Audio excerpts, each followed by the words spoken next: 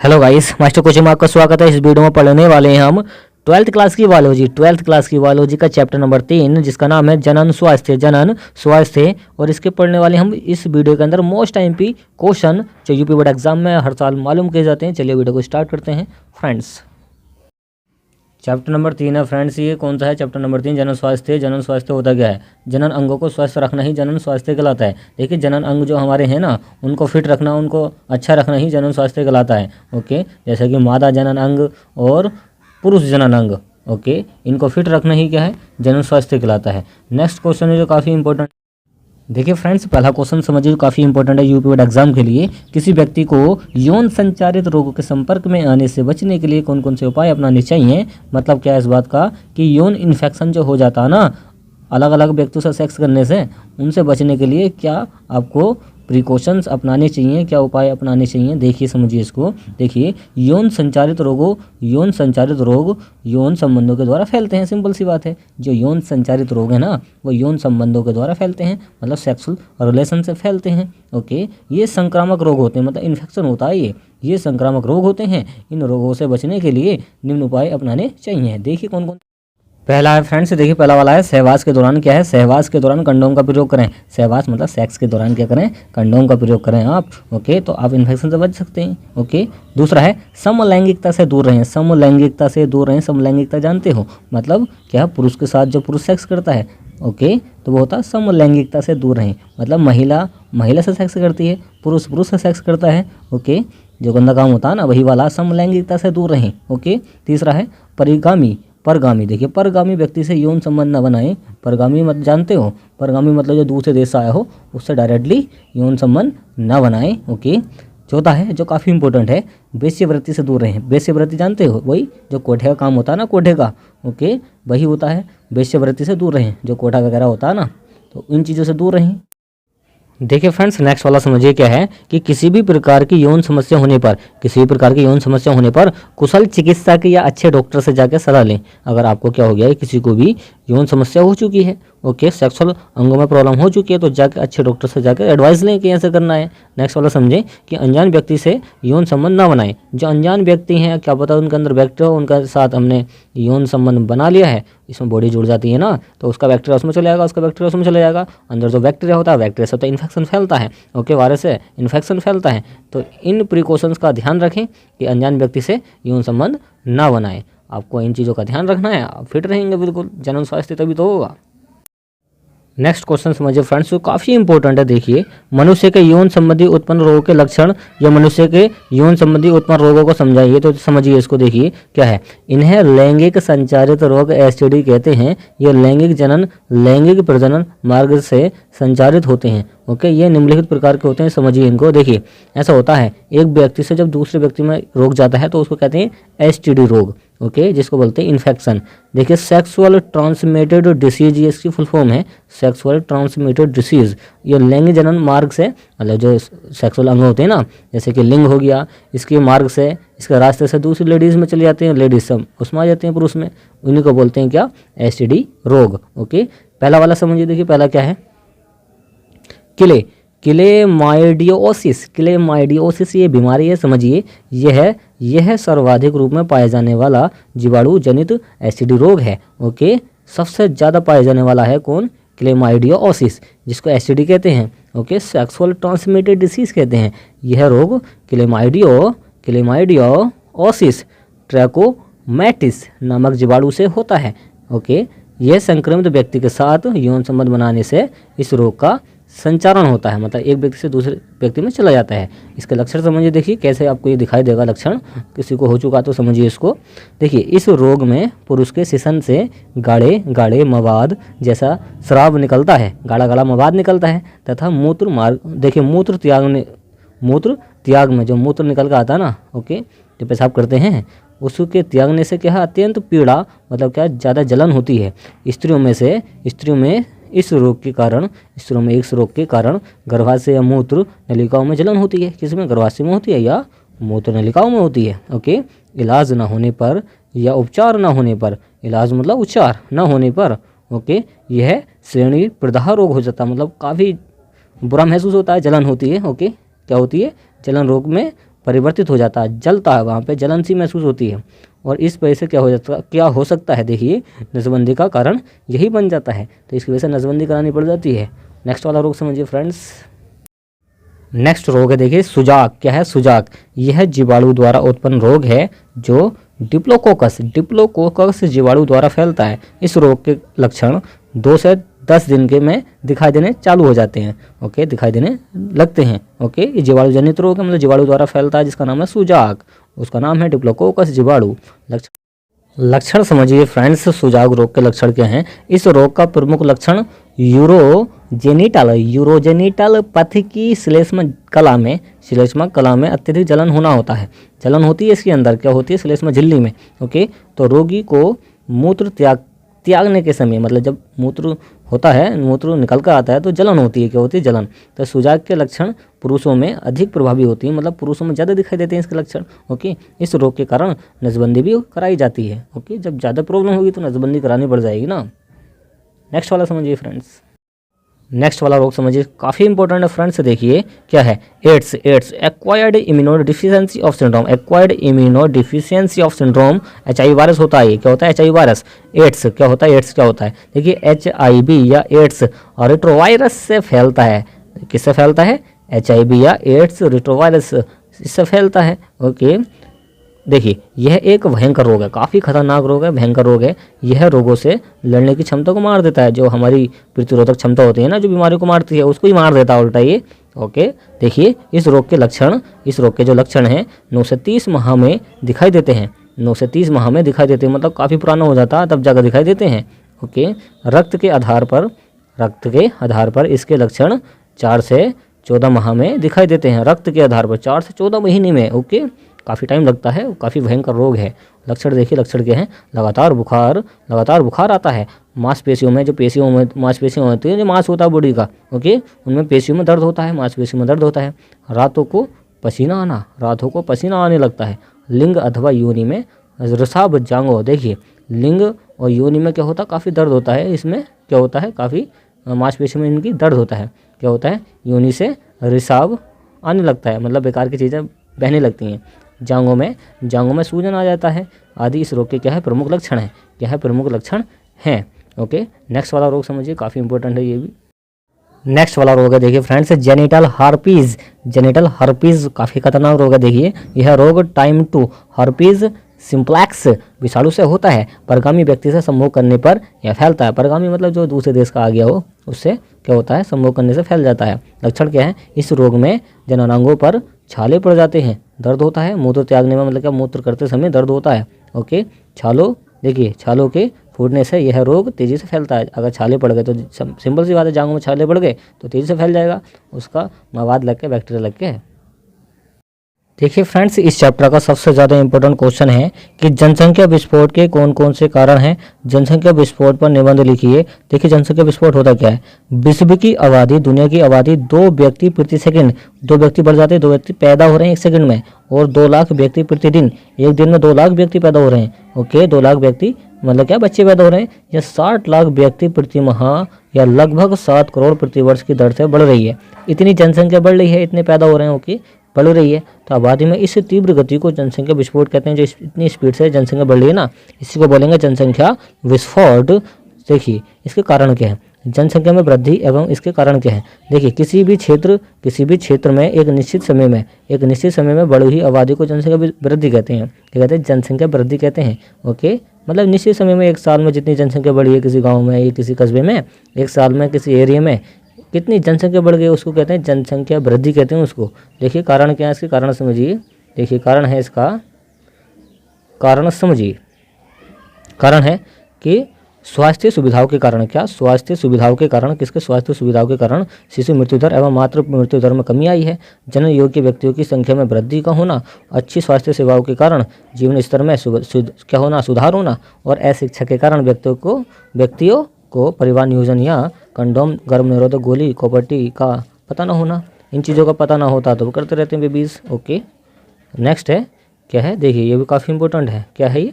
कि पुत्र प्राप्ति की चाहत में लगे रहना। मतलब क्या? पुत्र की प्राप्ति करने के लिए क्या करते हैं? बच्चे पैदा करते रहते हैं। पुत्र प्राप्त करने की चाहत जो होती है, इस तरीके से समझ सकते हैं फ्रेंड्स।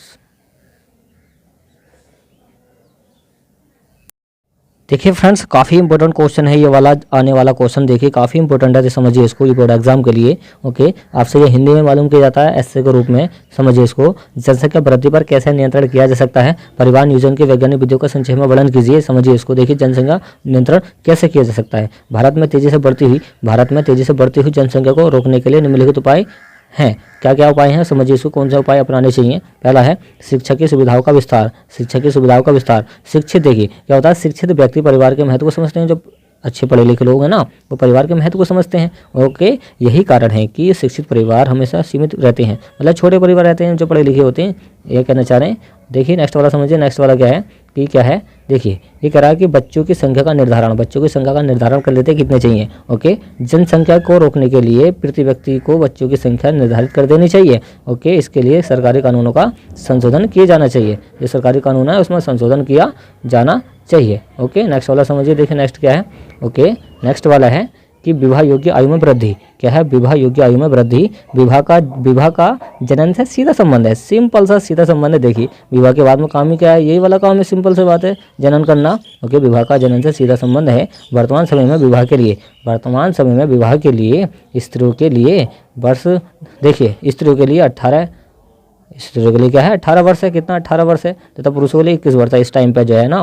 लेकिन अब स्त्रियों के लिए 23 वर्ष कर देनी चाहिए, और पुरुषों के लिए कितनी कर देनी चाहिए, 25 वर्ष। पुरुषों के लिए 25 वर्ष कर देनी चाहिए। ओके, इसके साथ ही देर से विवाह करने वालों के लिए क्या होना चाहिए, पुरस्कार देना चाहिए। क्या देना चाहिए, पुरस्कार देना चाहिए, जो देर से शादी करे। अच्छी बात है। ओके, पुरस्कार मिलने भी चाहिए। नेक्स्ट वाला समझिए, देखिए गर्भपात को ऐच्छिक एवं सुविधापूर्ण बनाना चाहिए। जो गर्भपात है ना, हमारे देश में गर्भपात को प्राचीन समय से ही, प्राचीन मतलब बहुत पुराने टाइम से ही घृणित माना गया, मतलब क्या, बुरा माना गया। गर्भपात महिलाओं तथा पुरुषों की इच्छा के अनुसार होनी चाहिए, मतलब उसमें महिला की भी इच्छा होनी चाहिए और पुरुष की भी इच्छा होनी चाहिए, मतलब दोनों का मर्जी का काम होना चाहिए। ओके, पता चला कि पुरुष की तो इच्छा, महिला की इच्छा नहीं है, वो काम कर रहा है, तो गर्भपात जो है ना, प्रेगनेंसी जो है, वो दोनों की महिलाओं के, मतलब दोनों की इच्छाओं से होना चाहिए।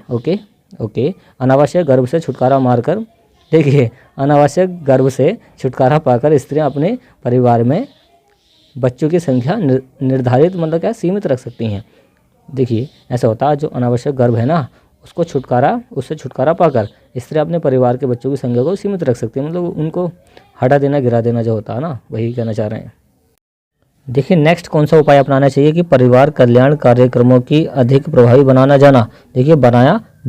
जब परिवार कल्याण है ना, उनको कार्यक्रम को अधिक प्रभावी बनाओ जाके। ओके, देखिए जनसंख्या वृद्धि की समस्या का वास्तविक समाधान जनसंख्या को नियंत्रित करने में है। अगर जनसंख्या को कंट्रोल किया जाए तब जाकर ये आ सकता है। ओके, ये प्रॉब्लम का सोल्यूशन निकल सकता है। इसके लिए निम्नलिखित बातों का ध्यान रखना चाहिए। देखिए कैसे, आकाशवाणी एवं दूरदर्शन जैसे संचार माध्यमों द्वारा परिवार नियोजन को महत्व देना चाहिए। मतलब आकाशवाणी केंद्र जो है ना, उससे बताना चाहिए पब्लिक को, ऐसा करो। दूरदर्शन के माध्यम से, मतलब क्या है, ये जो संचार होते हैं ना, टीवी डिश वगैरह, इसके माध्यम से बताओ परिवार नियोजन का कितना महत्व है। मतलब परिवार नियोजन का मतलब है बच्चों की संख्या को कम से कम रखना, उसका परिवार नियोजन होता है। ओके, नेक्स्ट है बधियाकरण को प्रोत्साहित किया जाना चाहिए। बधियाकरण जानते हो, अरे वही नसबंदी जो होती है ना, बधिया बना दो, नसबंदी कर दो, उसको प्रोत्साहित किया जाना चाहिए कि नसबंदी करा लो। ओके, नेक्स्ट वाला समझिए कि निरोध गर्भ निरोधक। देखिए निरोध होता है, कंडोम जो होता है इससे काम करते हैं। निरोध गर्भ निरोधक गोलियाँ और विभिन्न सामग्री ये फ्री में मिलनी चाहिए। मार्केट में क्या है, फ्री में मिलनी चाहिए, जिससे कि पब्लिक लेकर जाए फ्री में। ओके, वो यूज कर पाए। बट क्या कर रहे हैं, काफ़ी महंगे प्रोडक्ट आ रहे हैं, इनको क्या करना चाहिए, देखिए या फ्री में मिलनी चाहिए या फिर सस्ते मूल्य पर इनको मिलना चाहिए। ओके, नेक्स्ट वाला समझिए। देखिए फ्रेंड्स क्या है, नेक्स्ट कह रहा है ये, नेक्स्ट है, देखिए नेक्स्ट वाला समझिए कि परिवार नियोजन की विधियां या गर्भ निरोधक जनसंख्या को सीमित रखने के लिए विभिन्न प्रकार से परिवार में संतान उत्पन्न करने की दर को नियंत्रित करके मानव जनसंख्या की वृद्धि को कम किया जा सकता है। सिंपल सी बात है, कम कर देंगे। हाँ, इस प्रकार परिवार के आकार का सीमित रखना ही परिवार नियोजन है। वही परिवार की संख्या कम हो गई तो परिवार नियोजन है ना, नियोजन का मतलब कम करना। ओके, इसके लिए कई विधियां अपनाई गई हैं। देखिए पहली कौन सी है, पहली वाली समझिए, नसबंदी। इस प्रक्रिया को वैसेक्टोमी भी कहते हैं। इस प्रक्रिया में पुरुष में वृषण कोश के ऊपरी भाग को देखिए काट के उसको बांध देते हैं। स्त्रियों की नसबंदी में उसको क्या बोलते हैं, ट्यूबैक्टोमी। देखिए वेसेक्टोमी होती है पुरुष वाले नसबंदी, और ट्यूवेसेक्टोमी होती है, ट्यूवेक्टोमी होती है, ट्यूवेक्टोमी महिला नसबंदी क्या होती है, महिला की नसबंदी। इसमें उनकी अंडवाहिनी को काट देंगे, इसमें पुरुष की शुक्रवाहिनी को काट देंगे, जिसमें शुक्राणु बताया निकल के उसमें काट देंगे, काट कर उसमें गाठी बांध देते हैं जिससे न निकल कर शुक्राणु अंदर को। ओके, ऐसे यहाँ पर होता है। ट्यूबेक्टोमी में क्या होता है, अंडाणु बाहर को नहीं आता, निकल के इसको काट देते हैं। इससे महिलाओं की अंडवाहिनी को काट कर इसके दोनों सिरे बांध देते हैं जिससे कि गांठ लग जाए और बाहर को अंडाणु बाहर को नहीं आए निकल के, उससे निषेचन नहीं होता, बच्चा पैदा नहीं होता है। ये होती है नसबंदी। ओके, ये परमानेंट इलाज है, ना करने हो तो कर लो इसको। नेक्स्ट फ्रेंड देखिए, जो फेल हो जाता है देखिए। ओके, ये ऐसा ही विधि है, कंडोम का प्रयोग करें। क्या करें, कंडोम का प्रयोग करें। यह एक पतली झिल्ली होती है, पुरुष संभोग के समय इसे लिंग पर चढ़ा लेता है। ओके, इस अवस्था में पुरुष की वीर्य, पुरुष का जो वीर्य होता है माल वगैरह, वो स्त्री की योनि मार्ग में न जाकर कंडोम में ही रह जाता है, जिससे कि बच्चा पैदा नहीं होता। भाई वीर्य जाएगा तभी तो होगा निषेचन। ओके, ये कंडोम जाए उसे रोक लेता है। दूसरा वाला, नेक्स्ट वाली हेडिंग है फ्रेंड्स देखिए, गर्भ निरोधक गोलियां कौन सी होती हैं। इसमें ऐसे हार्मोन की गोलियां होती हैं जो गर्भधारण में हस्तक्षेप करती हैं, जो गर्भधारण नहीं करने देती हैं। हस्तक्षेप का मतलब टांग अड़ाना। ओके, जो गर्भधारण नहीं करने देती हैं, जो गोलियां खा लेती हैं ना लेडीज़, वही वाली, इनके हार्मोन में गड़बड़ कर देती हैं। इन हार्मोन के कारण पिट्यूटरी ग्रंथि के हार्मोन जो होते हैं FSH तथा LH, ये कम मात्रा में निकलते हैं। जब कम मात्रा में निकलते हैं तो जो अंडाशय को सक्रिय कर देते हैं, अंडाशय वहाँ से निकल कर नहीं आएगा। ओके, तो इनका निषेचन नहीं होगा। तो इस तरीके से आप ये अप्लाई कर सकते हैं, बट ये फेल हो जाते हैं। इनसे पक्की वाली तो नसबंदी है, वो हो गई तो फिर ना होने वाला है किसी सूरत में भी। कितना भी कोशिश करो, कितनी मेहनत करो, कुछ नहीं होगा। और चौथा वाला है अंत्य गर्भाशय यंत्र। क्या है, अंत्य गर्भाशय यंत्र क्या होते हैं, जो अंदर फिट कर देते हैं लेडीज़ के। देखिए, इस विधि में प्लास्टिक या तांबे या स्टील की कोई युक्ति गर्भाशय में लगा दी जाती है, जैसे कहते हैं कॉपर टी। ओके, उनके गर्भाशय में फिट कर देते हैं। ओके, जितने समय तक यह युक्ति गर्भाशय में रहती है, ओके रहती है, तो भ्रूण का रोपण गर्भाशय में नहीं हो पाता है। जो गर्भाशय है ना, जो उनका बच्चेदानी होती है गर्भाशय, उसमें क्या बच्चा नहीं पलेगा। ओके, अगर निषेचन हो गया तो उसमें नहीं आएगा, तो बाहर आ जाएगा निकल के। तो ये जो सिस्टम है ना, ये सारी युक्तियाँ जो है अंदर फिट कर देते हैं इनके योनि के अंदर, तो फिर कुछ नहीं होता है। ओके, ऐसा समझ सकते हैं। ओके, लास्ट वाली हेडिंग समझिए, लास्ट में क्या है इसके, देखिए फ्रेंड्स। देखिए फ्रेंड्स, इस चैप्टर का लास्ट क्वेश्चन है, इसके बाद में चैप्टर फिनिश हो जाएगा। देखिए क्या है, सहायक जनन तकनीकी को परिभाषित कीजिए। बंधीय दंपतियों को संतान पाने हेतु सहायक देने वाली कुछ विधियों का बताइए। मतलब जिनसे बेबीज पैदा ना करते हैं, वो कौन कौन सी प्रक्रियाओं द्वारा बच्चे पैदा कर सकते हैं। अलग से मशीन द्वारा भी तो करते हैं ना बच्चे पैदा। तो देखिए इसमें बताया जाएगा आपको, समझिए इसको क्या है। देखिए, सहायक जनन तकनीकी को परिभाषित कीजिए। परिभाषा देखिए इसकी क्या है। देखिए भारत सहित पूरी दुनिया में बहुत से दंपति बंदी हैं, मतलब जिनसे बेबीज ना हो रहे हैं पैदा। ओके, बंदी हैं। ओके, अर्थात सहवास के बावजूद बच्चा पैदा कर पाने में ये असमर्थ होते हैं। मतलब सहवास मतलब सेक्स के दौरान जब भी काम करते हैं, सेक्स करते हैं, तब भी इनसे बच्चा पैदा नहीं होता है, ये असमर्थ होते हैं। इसके कारण अनेक हो सकते हैं। कौन कौन से हो सकते हैं, जैसे शारीरिक मतलब बॉडी में कमी है, जन्मजात मतलब पहले से जन्म से साले बेकार है अंदर से। ओके, और रोगजन्य है, मतलब कोई बेकार रोग है उसके अंदर। औषधि मतलब क्या है, प्रतिरक्षात्मक है, मतलब क्या बॉडी में इतनी जान नहीं है। ओके, और यहाँ तक कि वे मनोवैज्ञानिक भी हो सकते हैं, तो उनका मन नहीं करता है अंदर से पैदा करने के लिए, ऐसा भी हो सकता है। भारत में हमेशा दंपतियों में क्या होता है, बच्चे पैदा न करने का दोष स्त्री को ही दिया जाता है। ओके, हिंदुस्तान में ऐसे होता है। दंपतियों में जो पति पत्नी का जोड़ा होता है ना, उसमें कह रहे हैं कि स्त्री को इसका दोष दिया जाता है कि तुझसे नहीं हो रहा है। ओके, ताकि ऐसा देखिए, जबकि ऐसा नहीं होता है, यह समस्या पुरुषों में भी हो सकती है। ओके, इसकी जांच बंध्यता क्लिनिक आदि में हो जाती है। इसकी जांच करवा लेनी चाहिए क्योंकि इसमें कमी है। फिर भी यहाँ ऐसे दोषों को ठीक करना संभव नहीं है। ओके, जब ऐसा करना संभव नहीं है, जब इनमें ज़्यादा प्रॉब्लम है खतरनाक वाली, तो ऐसा संभव नहीं है, तो बेबीज़ नहीं होंगे पैदा। तो देखियो कैसे होंगे फिर वो समझिए। तो वहाँ कुछ विशेष तकनीकों द्वारा उनको बच्चा पैदा करने में मदद की जाती है। देखिए कैसा होता है, जब इनसे काम नहीं होता, जब इनसे नहीं होता है, तो अलग से टेक्निक जो होती है ना, टेक्नोलॉजी काफ़ी आगे पहुँच चुकी है, उनकी वजह से बेबीज़ पैदा होंगे। देखिए समझिए इसको। देखिए फ्रेंड्स, टेस्ट ट्यूब बेबी समझिए, परखनली शिशु जिसको कहते हैं, जिससे कि मशीन से बच्चा पैदा होएगा। देखिए परखनली शिशु क्या होता है, टेस्ट ट्यूब बेबी क्या होता है, इसके अंतर्गत शुक्राणु व अंडाणुओं का इन विट्रो निषेचन कराया जाता है। देखिए इसके अंतर्गत क्या होता है, शुक्राणु लेंगे, मनुष्य के वीर्य से शुक्राणु ले लेंगे और महिला के अंडाशय से अंडाणु ले लेंगे, तो इनका इन विट्रो निषेचन कराया जाता है। मतलब इनको निकाल के ज़बरदस्ती इनका पकड़ के निषेचन करा देते हैं, उसमें डाल देते हैं। जैसे इनका निषेचन हो जाता है तो इसके बाद भ्रूण को, ये जो भ्रूण बना है, जैसे देखिए भ्रूण होता क्या, देखिए इनके अंडे में शुक्राणु घुस गया जाके तो भ्रूण बन जाएगा।